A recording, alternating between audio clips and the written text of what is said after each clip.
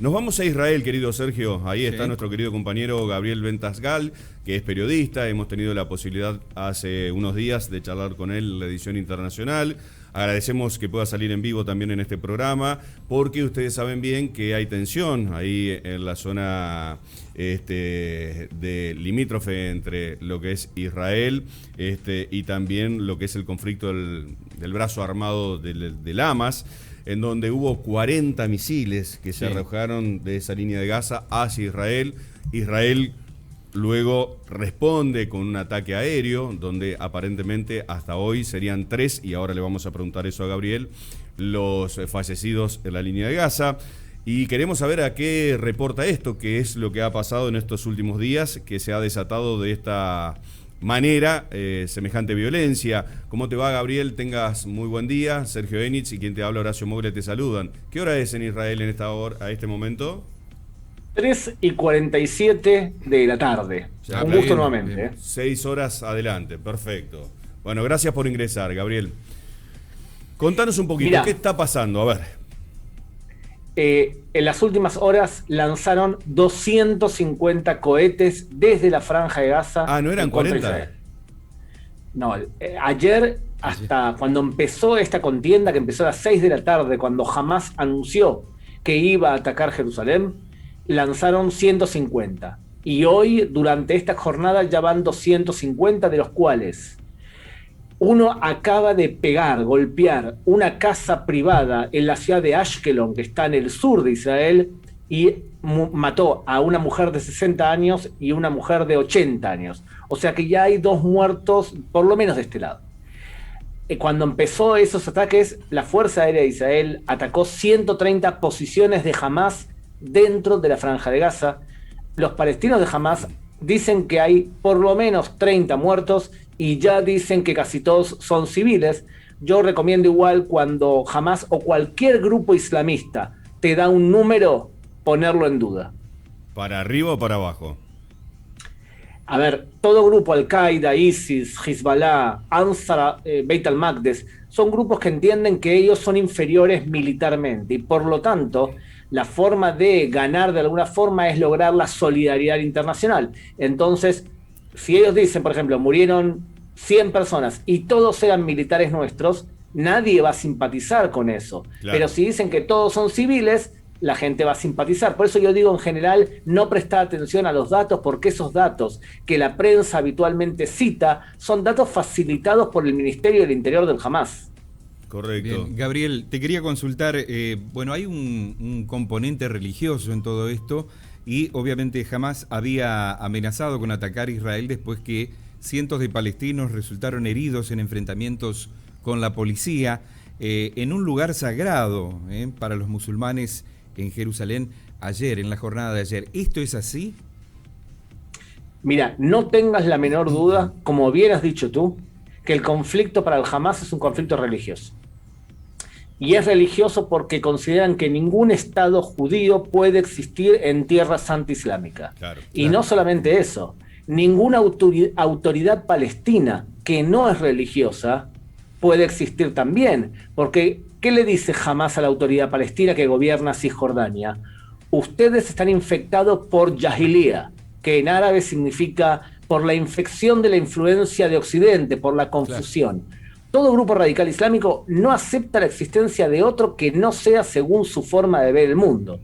Ahora, lo que nosotros vimos es ahora una consecuencia de eso, pero se aceleró por unos puntos específicos que hicieron catarsis. A ver. Y que tiene que ver con unos árabes desalojados de unas casas que eran dueños judíos, pero no pagaron el alquiler. Entonces, eso fue explicado por Hamás como que era un intento de los judíos de judeizar Jerusalén. Luego, imágenes de video de cuando se golpeaba un ortodoxo judío fueron subidas a TikTok. Eso provocó que la extrema derecha vaya a protestar frente a los árabes en el medio de Ramadán. Y las imágenes que están viendo ustedes, cuando israelíes con banderas de Israel festejaban ayer el día de Jerusalén, que es el día que Israel conquistó Jerusalén de manos de Jordania. Todo esto es el caldo de cultivo para los que vimos que es la explosión de la violencia. Pero la verdad es que el marco general es un conflicto evidentemente religioso. Ujú. No, la pregunta que te hago es, ¿qué clase, no es cierto, qué nivel de artillería importante debe tener Israel para poder detener, o algunos, o la gran mayoría, 250 misiles que fueron arrojados hacia dicho país? Claro, El el nivel de problema que defensa es el es siguiente. altísimo. El sistema que vos tenés que tener y que tiene este país, pues lo desarrolló este país y se lo dio incluso a Estados Unidos, se llama cúpula de hierro y es, vos podés derribar un cohete en el aire. Ujú. Tenés un 92% de éxito más o menos de derribarlo en el aire. El problema es que te sale muy caro porque esos misiles salen $50.000 para derribar un cohete que fabricó el Hamas por $1.000. Entonces, fíjate cuánto te sale económicamente derribar un cohete. El problema, ¿saben cuál es? Es que si Hamas dispara cientos de cohetes a la vez, como ocurrió en las últimas horas, el sistema de cúpula de hierro no tiene la capacidad para derribar a tantos cohetes a la vez. ¿Y entonces? Y entonces pasa lo que pasó hoy, y es que todos vamos corriendo a los refugios antibombas para que si cae un misil no haga daño físico a las personas. Y en este momento, ¿cuál es la situación en Israel? ¿Sigue en alerta máxima? ¿Siguen todos refugiados? ¿Esta es la vida común ahí en la Franja de Gaza, en toda esa zona? ¿Así vive el israelí todo el tiempo? Mira, desde el año 2001, los palestinos de Hamas lanzaron 17.000 cohetes contra Israel. La gran mayoría los lanzan alrededor de la Franja de Gaza, que son las ciudades que en este momento están en refugios en buena parte del día. Pero yo, por ejemplo, estoy ahora a unos 100 kilómetros de la Franja de Gaza. Ujú. Si tú deambulas por esta ciudad, prácticamente no se siente ningún tipo de conflicto lejano. ¿Dónde estás, Gabriel, Hay un vos? ni- ¿En qué ciudad?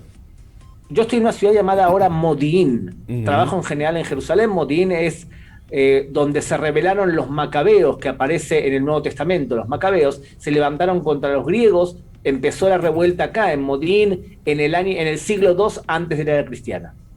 Bien. Sí, perdón, Gabriel, ¿se prevé alguna otra escalada de intifada, en este caso, en lo que serían hoy o quizás los próximos días? Mira, para mí me huele mal esto, ¿eh? Me huele mal. ¿De qué depende? Si disparan 100 cohetes por día, ya es una pésima señal. Porque que disparen uno cada mes, que era lo que habitualmente ocurría, de esa forma se podía convivir con eso. Pero 100 por día es una incitación. Y la segunda pregunta es, ¿hacia dónde disparan los cohetes? Exacto. Si disparan hacia Jerusalén o hacia Tel Aviv, los centros neurálgicos del país, el ejército va a tener que responder. Y lo tercero es, ¿cuántas víctimas hay de ambos lados? Si hay víctimas del lado israelí, el ejército va a tener que contestar con más contundencia. Pero si hay muchas víctimas del lado palestino, el Hamas no va a poder renunciar a seguir disparando, porque si no, en la calle palestina van a quedar como cobardes. Creo yo que estamos ante la posibilidad de que esto siga escalando, y la pregunta del millón va a ser entonces, ¿Hasta si dónde? solamente con la aviación israelí va a ser suficiente para bajar, para detener de alguna manera a Hamas, o si van a tener que entrar soldados por tierras. Ujú. Si entran por tierras, ya estamos en un problema más serio. Ya estamos en una guerra, literalmente entre Estado y Estado. ¿Por qué? ¿De qué lado se van a poner el resto de los palestinos, no? Que es una gran pregunta. Lamentablemente los palestinos de la Franja de Gaza son prisioneros de un régimen islamista. Por eso. Yo deambulé mucho por la Franja de Gaza y te digo que la gente de la Franja de Gaza en general entiende perfectamente que si ellos opinan algo diferente al Hamas, bueno, los castigan. Me quedo pensando, si lo habitual era un misil por mes y ahora hay una escalada armamentística de este nivel, ¿quién está financiando el Hamas? Bueno, aunque parezca extraño, el Hamas recibe dinero especialmente de Qatar, que para nosotros es un país que incluso nos suena simpático, los invitaron a la Copa América. Qatar es un país muy, pero muy problemático, muy problemático. No solamente recibió un mundial de forma, digamos, dudosa, sino que Qatar financia grupos islamistas, reciben también dinero de Turquía y el principal apoyo que recibe Hamas es de Irán. Ujú. Bien, está toda esa franja entonces unificada. Esto es Oriente contra Occidente, con la cultura básicamente sustentada en la religión.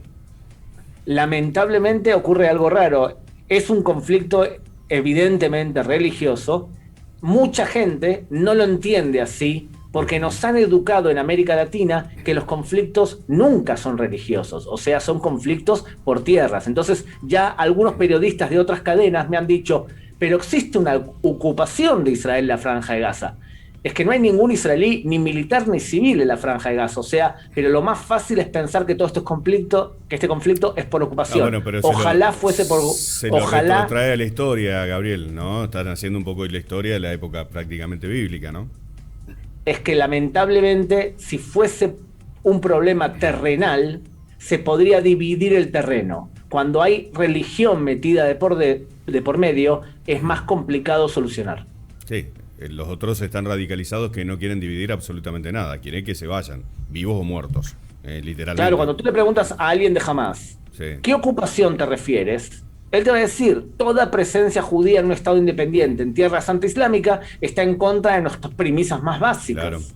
Claro. Gabriel, un abrazo grande, seguimos en contacto porque ojalá haya fallado tu instinto y olfato, dudo que así sea, por algo vivís hace mucho tiempo allá, de que esto no siga escalando, ¿no? Ojalá que te equivoques en eso.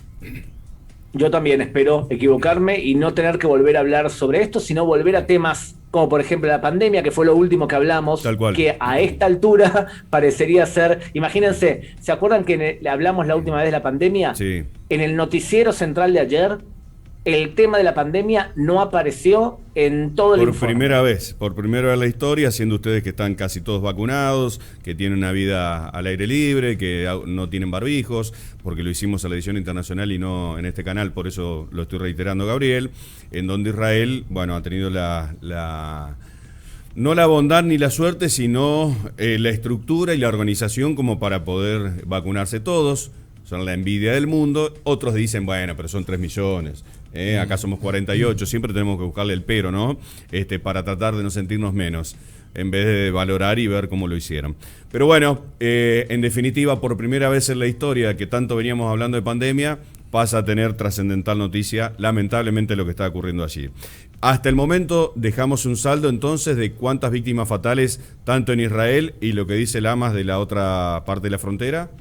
Y más o menos, por lo menos 30 muertos del lado de Hamás. No sabemos cuántos son civiles, cuántos son militares, y yo aconsejo tomar con pinzas la declaración oficial de Hamás. Y del lado israelí hay 2 muertos ahora ya, unos cuantos heridos, una mujer de 60 años, una mujer de 80.